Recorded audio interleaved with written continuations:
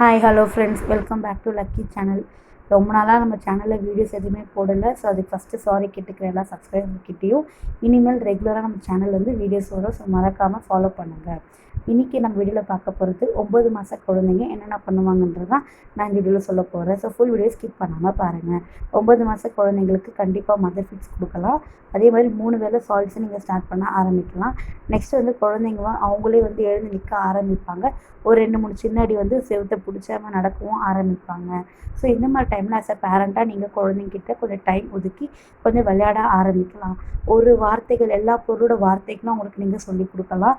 Next colour identify பண்ணுவாங்க. அப்புறம் family members அவங்க தெரிய ஆரம்பிக்கும். தாத்தா, பாட்டி, மாமா இவங்களாம் தெரிய ஆரம்பிச்சுப்பாங்க.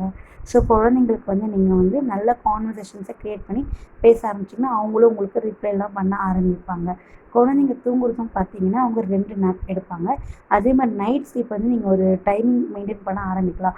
ஒரு 7:15 தூங்க வைக்க ட்ரை பண்ணுங்கள். 8க்கு தூங்க வைக்க ட்ரை பண்ணுங்கள்.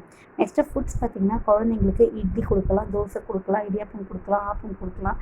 இதெல்லாம் பாலில் ஊற வச்சு நீங்கள் நல்லா கொடுக்கலாம். இல்லை சாம்பார் ஊற்றி கொடுக்கலாம். நெக்ஸ்ட் கீரைகள் கொடுக்கலாம். எல்லா வெஜிடபிள்ஸும் கொடுக்கலாம்.